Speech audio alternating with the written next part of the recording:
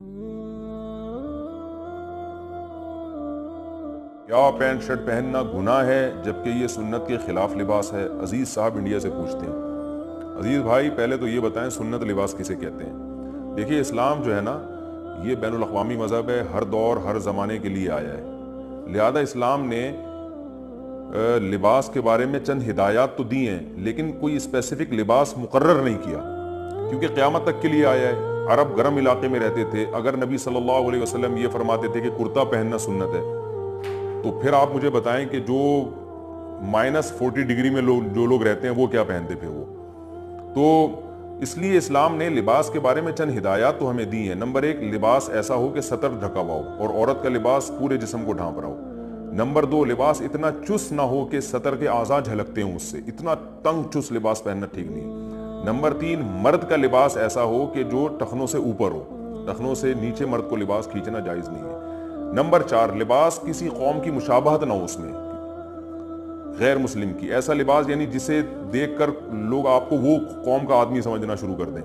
تو یہ 4 شرطیں ہیں، اگر یہ پائی جاتی ہیں تو پھر لباس جو چاہے آپ پہنیں، جو بھی آپ کا یعنی جس طرح کا چاہیں آپ پہنیں۔ تو جو پینٹ شرٹ ہے اس کا علماء پہلے زمانے میں ناجائز ہونے کا فتویٰ اس لیے دیا کرتے تھے کہ یہ غیر مسلموں کا شعار سمجھا جاتا تھا۔ اس وقت مسلمانوں میں پینٹ شرٹ کا بالکل رواج نہیں تھا، جانتے بھی نہیں تھے یہ پینٹ شرٹ کیا ہوتی ہے۔ تو جب نیا انگریز آیا تو جو بھی یعنی مسلمان پینٹ شرٹ پہنتا وہ دیکھنے میں ایسا ہی لگ رہا ہوتا تھا یہ غیر مسلم ہے۔ علماء کہتے ہیں کہ جب کسی چیز کی مشابہت ختم ہو جائے تو وہ ناجائز ہونے کی وجہ بھی جب ختم ہو جائے گی تو وہ چیز بھی ناجائز نہیں رہے گی۔ تو اس کی مثال ہے جیسے پہلے زمانے میں مسلمانوں میں نیچے ہی بیٹھ کر کھانے کا رواج تھا، میز کرسیوں پہ کھانے کا رواج تھا ہی نہیں، یہ خالصتاً غیر مسلموں میں تھا۔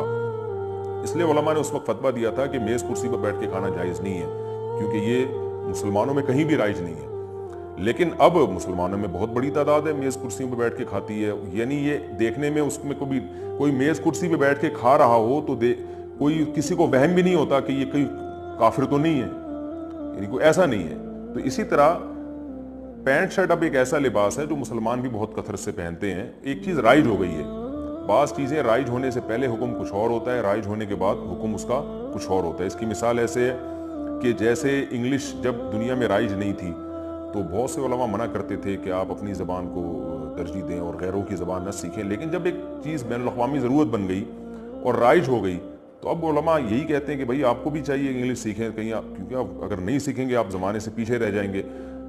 تو یہ جو ہے نا کچھ شریعت کے حکام ایسے ہیں جو زمانے کی تبدیلی سے چینج ہو جاتے ہیں، تو اس میں پینٹ شرٹ بھی ہے، پوری دنیا میں پہنا جا رہا ہے۔ میں نے بڑے بڑے علماء شام کے علماء جو ترکی میں نے دیکھا ہے ان کو، وہ پینٹ شرٹ پہنتے ہیں، وہاں کا لباس ہی ہے، حالانکہ بڑے پرہیزگار علماء ہیں۔ تو اس لیے اس کو اب ناجائز نہیں کہا جا سکتا۔ البتہ یہ ضرور ہے کہ مسلمانوں کا ہمیشہ سے لباس ڈھیلا ڈھالا رہا ہے، ایک مخصوص جیسے جبہ ہے یا شلوار قمیض ہے یا اس طرح کا جو لباس ہے وہ رہا ہے، اور علماء صلحاء میں بھی اکثریت کا لباس وہ جبہ یا شلوار قمیض یا شیروانی یہ لباس رہا ہے۔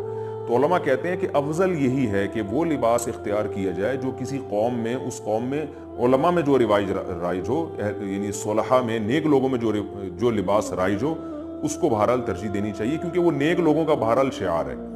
تو ٹھیک ہے پینٹ شرٹ اب کافروں کا شعار نہیں رہا، لیکن شلوار قمیض بر صغیر میں یا جبہ وغیرہ بر صغیر میں نیک لوگوں کا بہرحال ایک شعار بہرحال ہے۔ تو افضل بہرحال یہی ہے، بہتر یہی ہے کہ آپ اپنے قومی لباس کو آپ ترجیح دیں۔ تو ٹھیک ہے وہ جائز ناجائز کی بات نہیں ہے، لیکن بہرحال ہمارا ایک کلچر ہے اور وہ سنت کے قریب بہرحال زیادہ ہے، سنت تو نہیں کہہ سکتے لیکن اقرب الی السنہ، جیسا نبی صلی اللہ علیہ وسلم لباس پہنا کرتے ہیں اس کے بہرحال قریب ترین لباس یہی ہے کہ جبہ پہنا جائے جیسے عرب پہنتے ہیں، یا یہ کہ شلوار قمیض پہنی جائے۔